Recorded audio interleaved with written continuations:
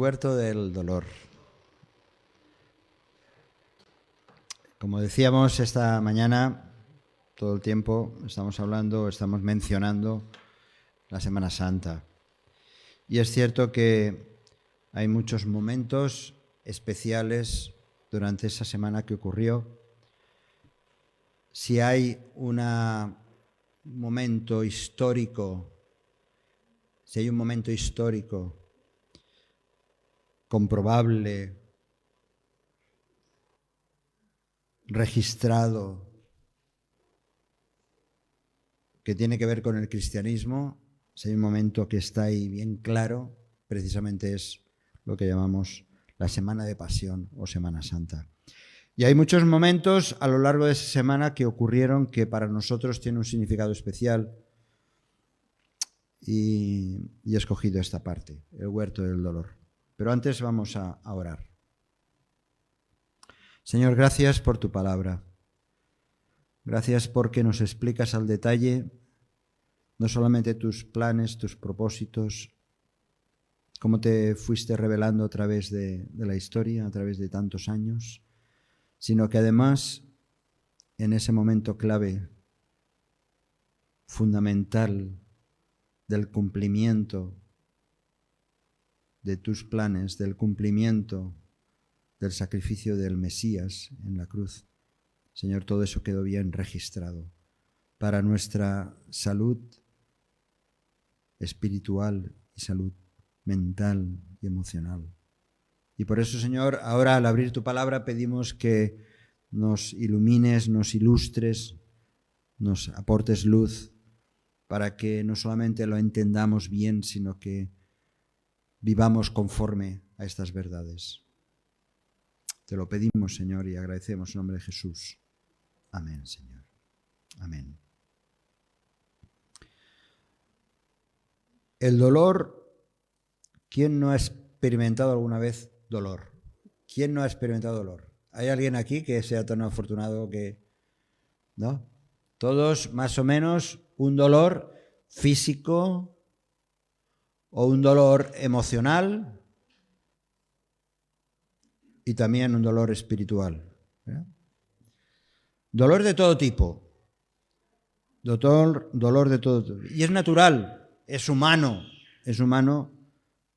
que tengamos experimentados el dolor. El dolor, en realidad, es una reacción de los neurotransmisores que tenemos en el cerebro que reaccionan de manera inmediata ante un problema, ya sea un problema físico o un problema emocional, un susto, una enfermedad, un accidente.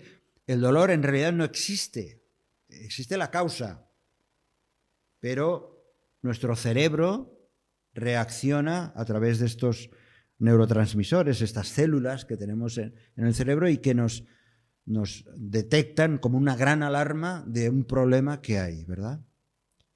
Pero el dolor es una realidad.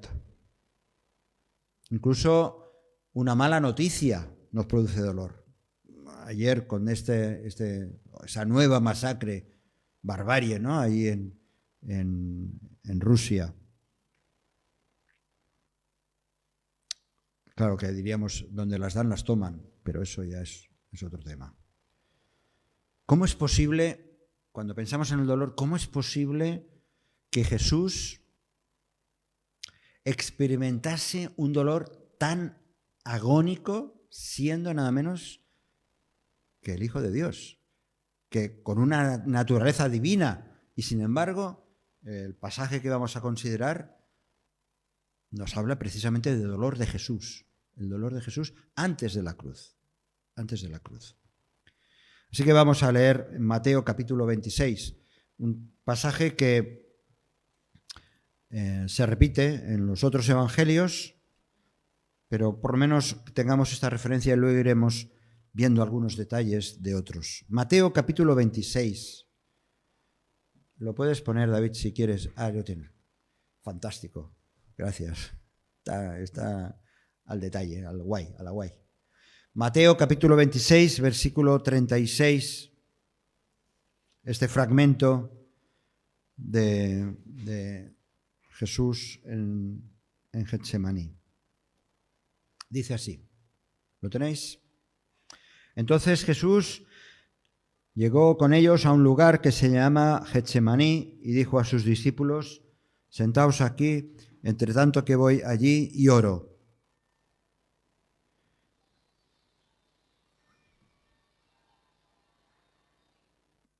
Y tomando a Pedro y a los dos hijos de Zebedeo, comenzó a entristecerse y a angustiarse de gran manera. Entonces Jesús les dijo, mi alma está muy triste, hasta la muerte. Quedaos aquí y velad conmigo. Yendo un poco adelante, se postró sobre su rostro,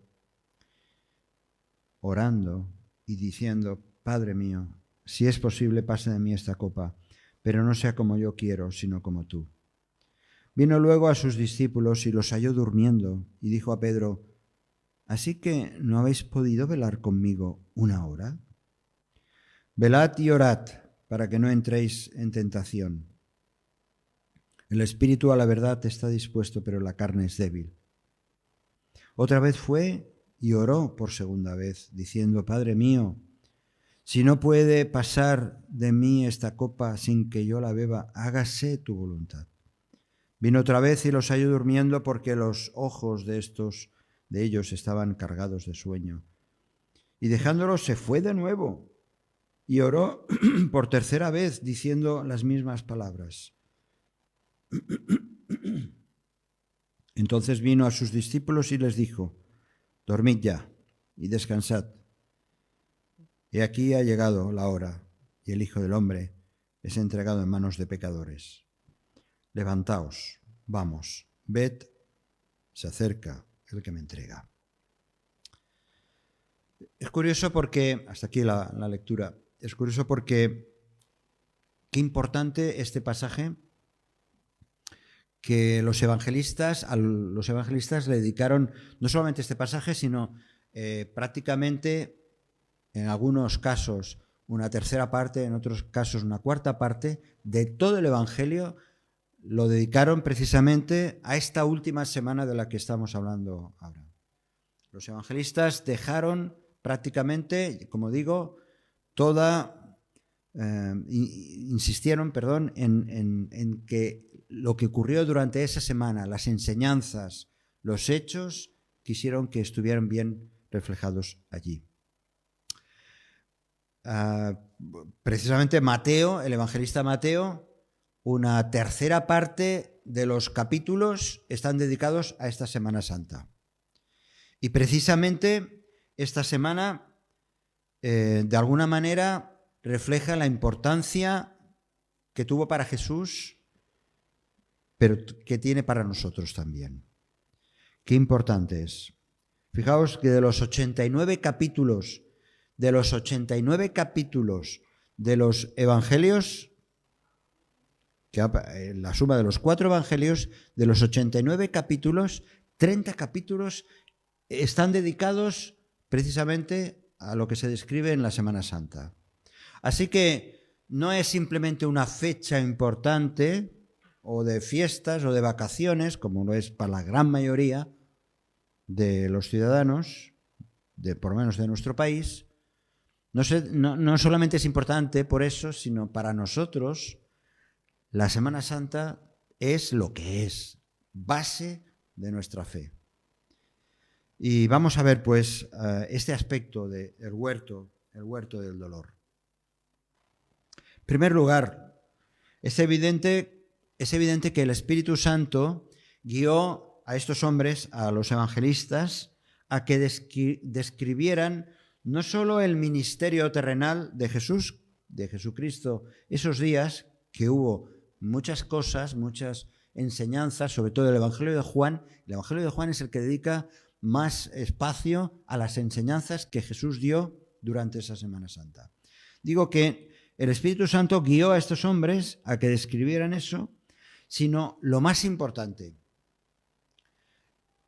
describieron estos evangelistas el alma del propio Señor Jesús. Cómo se sentía el Señor Jesús justo antes, unas horas antes de su sacrificio allá en el Calvario. Dios podría haber omitido, ¿verdad? Podría haber dicho, no hace falta entrar en esos detalles de cómo experimentaba Jesús esos momentos. Podría haber dicho eso y el Espíritu Santo no haber guiado a escribir estas cosas. Sin embargo, Dios quiso dejar el testimonio de una realidad teológica que se nos puede escapar, de una realidad teológica importantísima que tiene que ver, y que me parece que alguien en una de las oraciones ha hecho alguna mención, que tiene que ver con algo que para nosotros es muy difícil de entender. Es la realidad del Dios y el hombre, de Jesucristo, Hijo de Dios, y además de esa naturaleza humana. Pero queda bien reflejado aquí de que Jesucristo es verdaderamente Dios y es verdaderamente hombre. Y Dios guió para que eso quedase bien claro, porque sus atributos divinos, los atributos divinos de Jesucristo, no disminuyeron su condición humana. No disminuyeron. Pero también su condición humana, precisamente, no disminuyó el valor divino que iba a ocurrir horas después. Jesús, de carne y hueso como tú y como yo. Importante. Jesús, de carne y hueso como tú y como yo, pero sin pecado. Sin pecado por ser el Hijo, nada menos, Dios hecho hombre, Dios encarnado. Dios encarnado precisamente, y aquí viene la carga de todo esto, precisamente encarnado, enfrentándose al horror terrible del pecado. Dios quiso que supiéramos el dolor de su Hijo en las horas previas a su crucifixión. Es cierto, siempre nos impresiona cuando leemos lo que ocurrió las horas previas a la crucifixión, ¿no? Con todo el encarnizamiento que le hicieron a Jesús y luego finalmente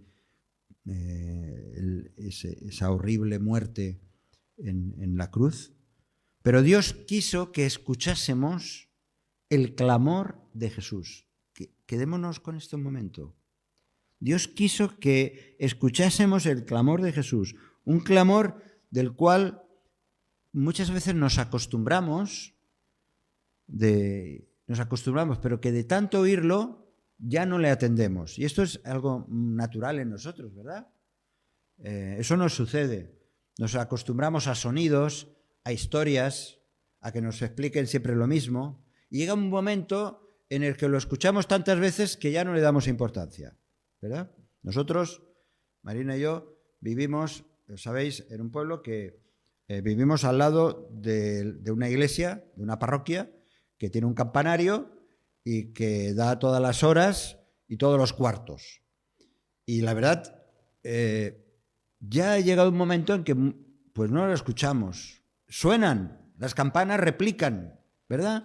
Y uno ya se acostumbra y ya no oye. Algunas veces sí que oye algo, pero ya no oye. Bien. Pues en esos momentos Jesús tiene que mostrar su dolor y Dios quiere que escuchemos ese dolor. Y lo mismo nos pasa con el sufrimiento de Jesús. Lo sabemos, lo hemos oído, lo conocemos, pero finalmente parece como que ya no nos impresiona, que ya no nos dice prácticamente nada. Y esos momentos fueron cruciales, como el resto de aquellos que sufren situaciones similares. Cuando hay un reo, ¿no?, que está condenado a ser ejecutado, aquellos momentos deben ser terribles, me imagino yo, ¿verdad? O cuando una persona está en un momento ya en las últimas horas de su vida en los últimos minutos de su existencia, es consciente de que está a punto de morir. Todo eso, pues es lógico que haya ahí dolor. Pero la diferencia es que Jesús, siendo Dios, también era hombre y sabía lo que eso iba a implicar para él. Vamos a ver algunos detalles de eso. Aquel huerto era un huerto privado. Jesús, ya lo sabéis la historia bíblica, la conocéis. Jesús había celebrado su cena pascual con sus discípulos. En esa misma noche, miles de corderos, no lo olvidemos, miles de corderos habían sido sacrificados. Y habían sido sacrificados en las tierras de Palestina. Y allá donde también hubieran judíos, también allí se habían sacrificado muchos corderos. Bien, todos esos corderos que se habían sacrificado para la Pascua apuntaban al único y verdadero cordero, que era Jesús. Así que lo que había pasado, esas horas previas, es cierto que habían sido sacrificados muchísimos corderos, pero lo que todo eso implicaba, todo eso era un simbolismo concentrado en el Cordero divino que era Jesús. Así que cuando tomamos del pan y del vino, eso es el símbolo que tantas veces recordamos, en realidad esa acción que el Señor Jesús dijo, acordaos cada vez que toméis de este pan y de este vino, esa acción venía a liquidar, a finiquitar la muerte de miles o de millones de corderos a lo largo de la historia del pueblo judío. Ya no hace falta sacrificar ningún cordero más. Jesús iba a ser ese cordero. Él es el verdadero cordero que iba a quitar el pecado del mundo y de trazar la línea muy claramente entre el infierno y el cielo. Por eso Jesús murió en aquella cruz. Bien, Jesús llega acompañado de sus discípulos, llegó a ese olivar llamado Getsemaní. Getsemaní literalmente significa prensa de aceite. Prensa de aceite. Un lugar donde se recolectaba las olivas, donde se prensaban, se trituraban y finalmente, como resultado, daba ese precioso aceite que tanto valoramos nosotros aquí en nuestro Mediterráneo y aquí en nuestra área, ¿verdad? Pero fijaos, qué lugar tan identificativo con lo que Jesús iba a hacer. Jesús iba a ser triturado. Jesús iba a ser prensado.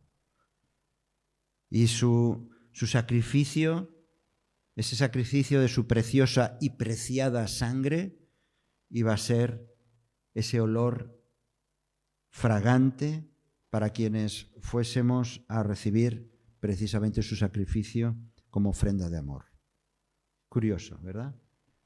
Getsemaní, un lugar donde se prensaba el aceite, allá Jesús, su alma fue prensada por nosotros. Él se retiró a orar a un huerto. Aquel huerto era un huerto privado, seguramente, donde Jesús se retiró a orar para hablar con su Padre Celestial.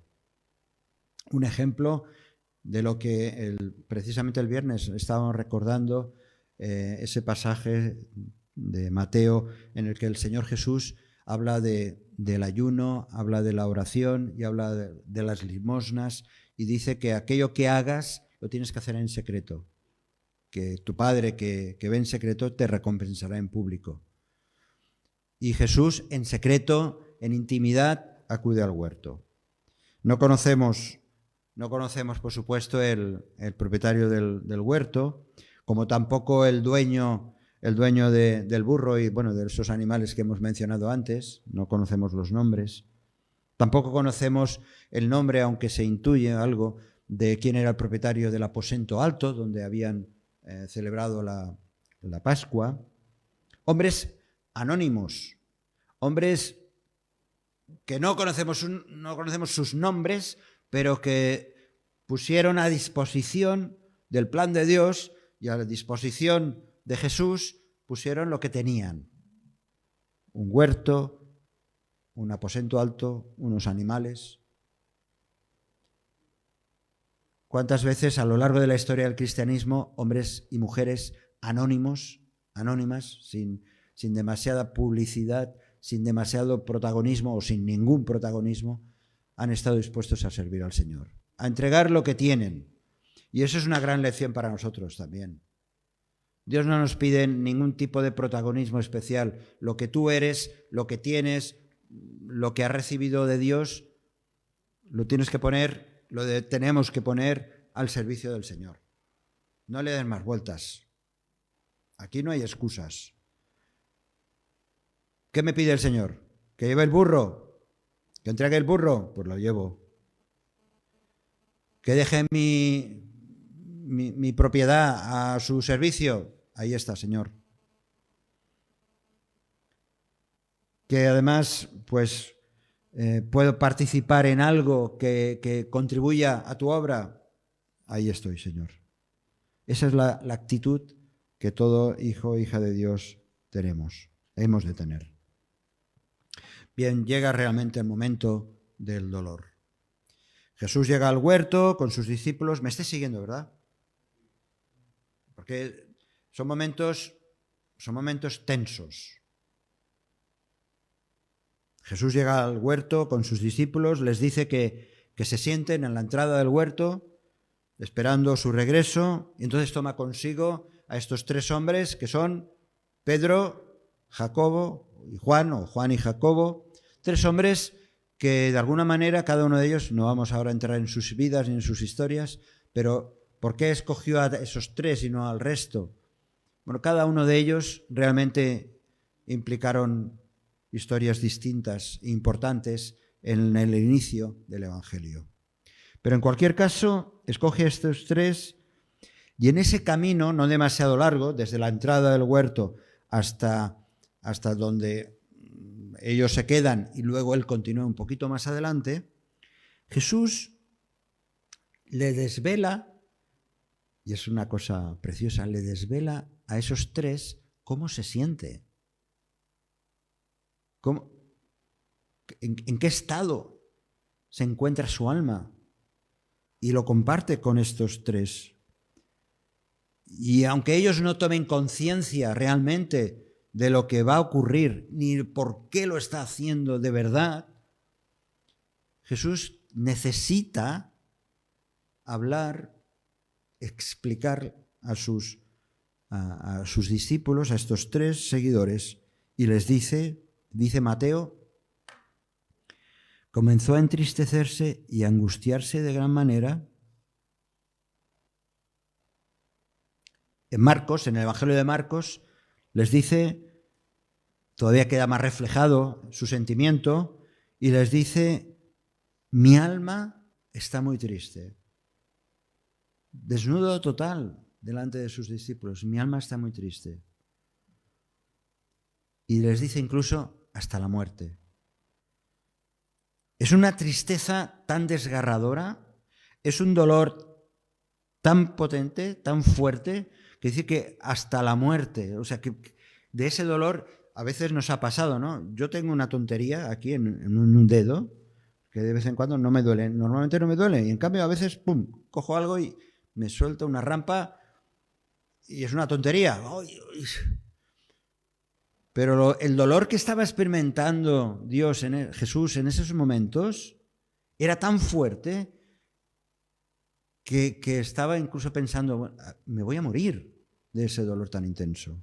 Y se lo estaba compartiendo con sus discípulos, de tal manera que esa visión tan horrible, esa angustia es tan grande, que dice el Evangelio de Lucas que se le apareció un ángel del cielo para fortalecerle, no para sacarle de la situación, no para decir, tranquilo, que hay otros planes. No, para darle ánimos, para fortalecerle. Y aparece un ángel del cielo. Eso queda reflejado en el Evangelio de Lucas. También Lucas relata que el Señor Leemos en Lucas 22:44 que el Señor dice que estando en agonía oraba con mucho fervor, y su sudor se volvió como gruesas gotas de sangre que caían sobre la tierra. Parece ser que médicamente hay una explicación, se le llama hematidrosis, que es cuando la tensión de la sangre es tan alta, tan elevada. No sé, vosotros, yo a veces tengo picos de la tensión alta y me coge un dolor tremendo aquí en la cabeza. No sé si a alguno de vosotros pasa. Bueno, pues es una tensión todavía muchísimo mayor, hasta el punto que los vasos capilares de la sangre se mezclan con el sudor y se han dado casos así, ¿no? De que no es que caen gotas de sangre, sino que estás sudando con esos vasos capilares que han petado y que se mezcla con el sudor. Bien, Jesús estaba experimentando un dolor tan fuerte que el resultado físico estaba siendo también así. Ahora, ¿de dónde procedía tanto dolor? ¿De dónde procedía tanta angustia? ¿Cuál era el origen? Decíamos que el dolor en teoría no existe. Existe la causa. El dolor es lo que nos está diciendo nuestro cerebro que estamos experimentando. ¿Cuál era? ¿Era el miedo? ¿Es que Jesús tenía miedo por morir en la cruz? ¿Era ese el problema? A través de la historia hallamos hombres y mujeres que han sufrido valientemente, de una manera estoica, ¿verdad?, ante una muerte inminente y violenta, incluso cristianos que han sido martirizados, muertos, asesinados, y han dado la cara y quizá no han experimentado tanto, ¿no? Eran esos momentos, ¿podían resistirlo porque su carácter era más fuerte que Jesús? ¿Porque tenían convicciones mayores que el propio Señor? Por supuesto que no. Con lo que Jesús se tenía que enfrentar precisamente aquella noche y las horas siguientes, absolutamente nadie de la historia de la humanidad iba a experimentar ese dolor que Jesús experimentó aquella noche. El dolor de Jesús fue incomparable. Y eso lo vemos de una manera muy clara en su oración. Hasta ahora hemos visto un poco los síntomas de ese dolor. Pero ahora vemos cómo Jesús, al hablar con su Padre, vemos en qué consiste ese dolor.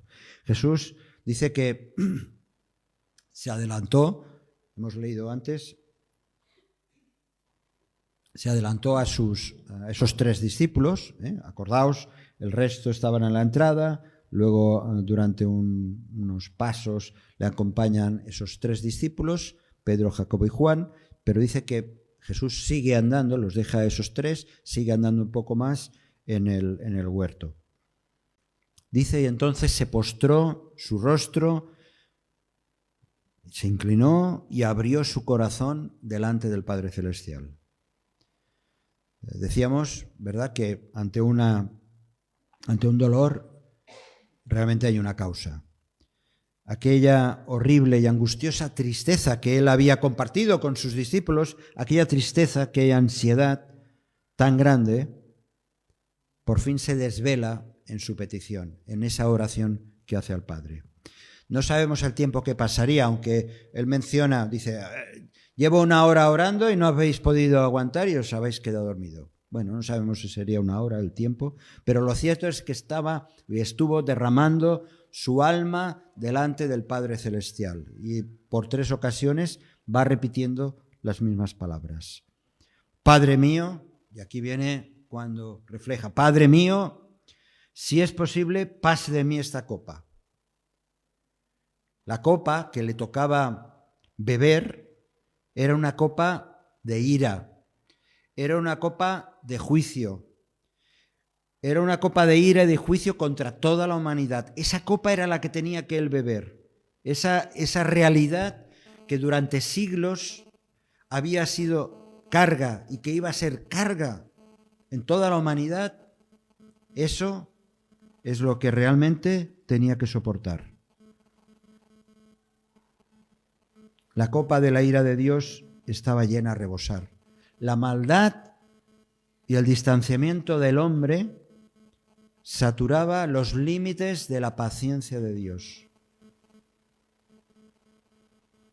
A su pueblo muchas veces, vemos en el Antiguo Testamento, no voy a entrar en los textos, hay bastantes textos, Dios le había declarado a su pueblo, al pueblo de Israel, que en numerosas ocasiones, que su cáliz estaba lleno ante tanto pecado y tanta desobediencia. Imaginaos, todo ese peso del juicio de Dios era el que Jesús tenía que soportar, porque iba a llevar el pecado del mundo. Pues bien, Jesús tenía que cargar con toda la ira que había acumulado. He ahí su dolor. ¿Lo podemos imaginar eso? Es difícil, ¿eh? Yo diría que es imposible que podamos imaginar soportar ese dolor tan grande. Dice Pablo, al que no conoció pecado, por nosotros lo hizo pecado para que nosotros fuésemos hechos justicia de Dios en él. Ese dolor que estaba experimentando Jesús era el dolor del peso del juicio de Dios. Pues bien, Jesús tenía que cargar con toda clase, con toda la ira que había acumulado. Él iba a ser triturado, él iba a ser prensado sin misericordia. No había otra manera. Como aquellas olivas que le rodeaban, ¿no? Allá donde estaba. Él tenía que ser prensado para que ahora nosotros pudiéramos, precisamente y curiosamente, por su misericordia, teníamos que obtener la salvación. El autor de Hebreos recuerda esto. Cristo, en los días de su carne, ofreciendo ruegos y súplicas con gran clamor y lágrimas al que le podía librar de la muerte, fue oído a causa de su temor reverente. Describe muy bien esta escena, ¿verdad? Este versículo. Describe muy bien las lágrimas de Jesús, el dolor. Pero dice que fue oído a causa de su temor reverente. El clamor de Jesús, lleno de lágrimas, sudando grandes gotas mezcladas con su sangre, estaba tan lleno del peso del pecado y de la justicia de Dios que humanamente era imposible de soportar. Él estaba cargando, Jesús estaba cargando sobre sus hombros todo el pecado. Esta Semana Santa, cuando estemos viendo algunas cosas, algunas películas o paseando simplemente por Cambrils o por donde estés, recuerda, Jesús estaba llevando en sus momentos el peso, cargando el dolor por causa de la maldición y del castigo. Cristo nos redimió de la maldición de la ley, hecho por nosotros maldición, porque escrito está: maldito todo el que es colgado en un madero. ¿Podemos medir tanto sufrimiento? No lo quiero comparar, ¿no? Pero ¿cuál es tu dolor? ¿Cuál es tu dolor? ¿Es tan grande, tan extenso, tan mínimamente importante? ¿De qué te quejas? Cuando echamos una mirada a Jesús, ¿de qué te quejas? ¿De qué nos quejamos? ¿De qué me quejo yo? Por supuesto que tenemos motivos, tenemos razones y hay situaciones muy complicadas, muy complicadas. Pero lo que Jesús estaba soportando en esos momentos, terrible, terrible. Ahora, lo que Jesús David, por favor, vigila un momentito. Gracias. Ay, gracias. Si Jesús se hubiera quedado con eso simplemente... Pero él estaba abriendo su corazón. En aquella sincera confesión había también un factor muy importante. Jesús, en aquella angustiosa petición que estaba diciendo, pase de mí esta copa, que sabía que era imposible, esta es la cuestión. Jesús sabía que él había venido y voluntariamente para cumplir ese plan y ese propósito. Esa parte humana es la que estaba diciendo, ojalá pase de mí esto porque esto es insoportable. Pero en Marcos, en ese ambiente de intimidad con su Padre Celestial, en Marcos se desvela cómo se dirige al Padre. Y le dice, Abba. En el Evangelio de Marcos utiliza esta expresión aramea, Abba, papá, significa papá, padre. Todas las cosas son posibles para ti. Aparta de mí esta copa. Esa era la parte humana que estaba diciendo, no puedo más. Pero por otro lado, esa voluntad sometida al Padre, pero que no sea lo que yo quiero, sino lo que tú. Porque sabía Jesús que era necesario, imprescindible, para eso había venido. Y aquí vemos esa lucha hasta cierto punto, hasta la podemos entender. Señor, no quiero pasar por aquí, pero que se haga tu voluntad. ¿Verdad que lo hacemos muchas veces en nuestras oraciones? Le decimos, Señor, esto no aguanto más, pero bueno, y te pido esto, pero realmente que sea lo que tú quieras, que sea lo que tú quieras. Lo hacemos, abrimos nuestro corazón al Señor, le confesamos cómo nos sentimos, qué es lo que quisiéramos que Dios hiciera, de qué manera incluso interviniese, pero inmediatamente decimos, Señor, que se haga tu voluntad, que se haga tu voluntad. Así que la lección mayor la hallamos en Jesús. Dice en Filipenses que Él, estando en la condición de hombre, se humilló a sí mismo, y aquí viene ese momento clave, se humilló a sí mismo haciéndose obediente y obediente hasta la muerte y la muerte de cruz. La obediencia a Dios tiene un recorrido siempre. La obediencia a Dios tiene un recorrido. Un recorrido desde el momento que sabes lo que tienes que hacer, tomas conciencia de lo que tienes que hacer y luego decides hacerlo. Primero sabes lo que tienes que hacer, luego decides lo que tienes que hacer y luego para hacerlo tienes que renunciar a algo. Tienes que, seguro, sea en tiempo, sea en cosas materiales, sea en relaciones, lo que sea. Jesús tuvo que experimentar todo ese proceso. Sabía a lo que venía, tuvo que tomar la decisión de hacerlo y tuvo que renunciar. Y tuvo que renunciar. Muchas veces nosotros tenemos que cambiar hábitos, por ejemplo, cambiar actitudes. Y no podemos poner excusas. Las excusas las tenemos que dejar a un lado para poder hacer caso de lo que Dios nos dice, ¿verdad? Jesús lo tenía claro. Hacer la voluntad del Padre y, sin embargo, la otra realidad, el peso agobiante del pecado del hombre y de la justicia de Dios. No de su pecado, sino de nuestro pecado. Por lo tanto, no nos extraña en absoluto que Jesús el hombre en esos momentos le hubiera gustado ir en una dirección totalmente contraria, como le pasó a Jonás, ¿verdad? Jonás, cuando envía al Señor a Jonás a Nínive, él se va en dirección contraria. Jesús podría haber ido en dirección contraria, pero fue obediente hasta el final, hasta la muerte de Jacob. Y vamos acabando. En esa escena vemos la otra parte del corazón de Jesús. En ese periodo de angustiosa petición, Jesús, dice, abandonó su lugar de oración, lo hemos leído, ¿verdad? Al principio, abandonó su lugar de oración para dirigirse a sus discípulos. Y luego volvió, ¿sabéis? Lo hizo 3 veces, ¿no? Lo hizo en 3 ocasiones. Ya les había advertido al principio, cuando llegaron al huerto, les había advertido que se mantuvieran bien atentos y despiertos.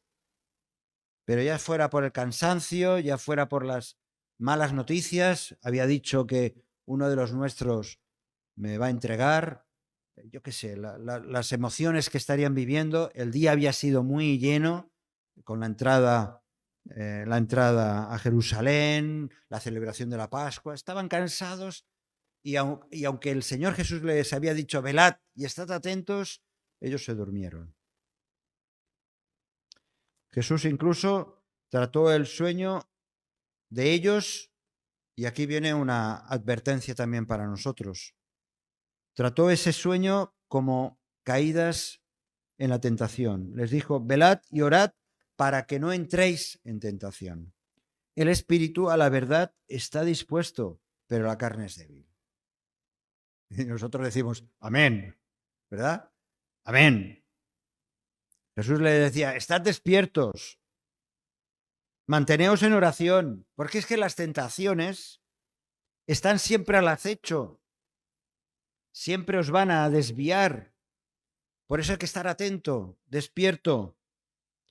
Si tus deseos espirituales, tu espíritu, son buenos, son correctos, tú deseas lo mejor, pero recuerda que tu naturaleza pecaminosa te va a llevar en dirección contraria. ¿Cuántas veces Pablo, verdad, leemos cómo él estaba en esa tesitura siempre?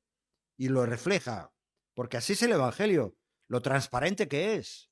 Nos dice cómo es el hecho de ser un hijo de Dios, una hija de Dios, y al mismo tiempo cómo tenemos que estar luchando con nuestras propias pasiones, ideas, creencias que son erróneas, pero que tenemos que sanear y limpiar y ponernos a los pies del Señor.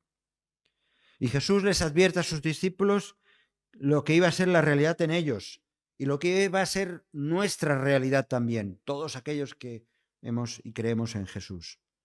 Y vamos a experimentar la angustia de por un lado, de decir, es que no llego, no consigo, no sé hasta qué punto puedo obedecerte, Señor, pero quiero hacerlo.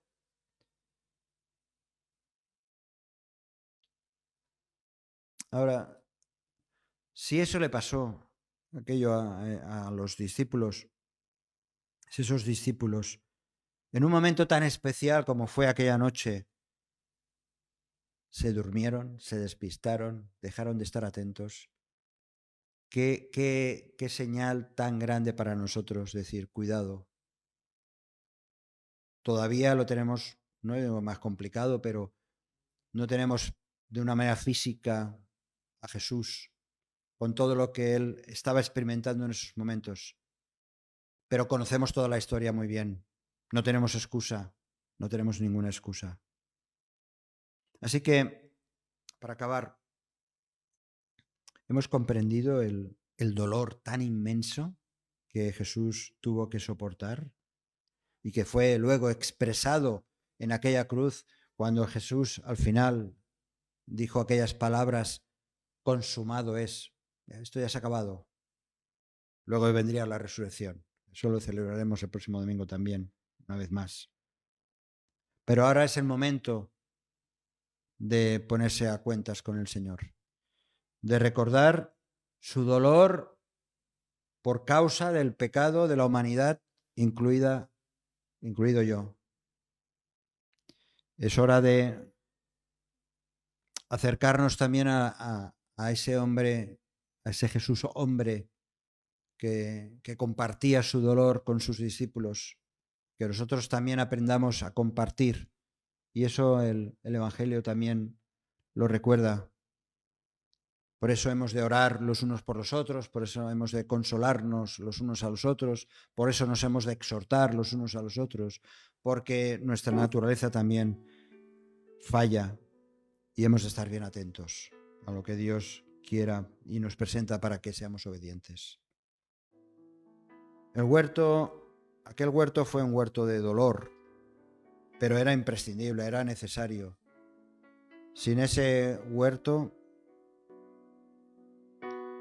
nosotros hoy no podríamos haber celebrado con gratitud y con gozo su presencia en nuestras vidas.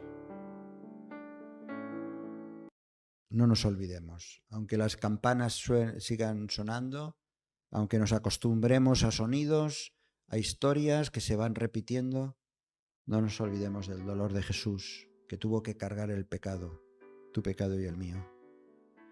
Y eso ha de tener consecuencias en la vida. No para generar lástima, no, sino para, como aquellos anónimos, devolverle al Señor con nuestro servicio lo que tenemos, lo que somos, lo que nos ha dado, ponerlo a sus pies. Señor, tú eres magnífico. Y aunque no entendamos todo ese peso de dolor, todo ese cáliz, toda esa copa llena de maldad que tuviste que soportar por causa nuestra, por mi causa, Señor, aunque tú lo hiciste y no lo entendamos, yo quiero darte las gracias, Señor, porque eso era imprescindible para luego, en aquella cruz, certificar tanto amor, tanto sacrificio, tanta renuncia, que siendo Dios te hiciste hombre. Y fue por amor y fue por misericordia. Señor, gracias. Ayúdanos a poner nuestras vidas a tus pies, a entregarnos 100% a ti. Perdónanos, Señor, tantas excusas. Perdónanos, Señor, tantas huidas, tanto sueño, tanto cerrar los ojos a tu verdad.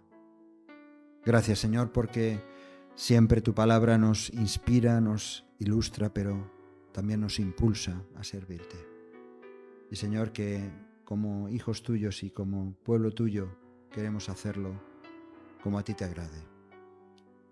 Y como decía el Señor Jesús, Señor, que no se haga mi voluntad sino la tuya.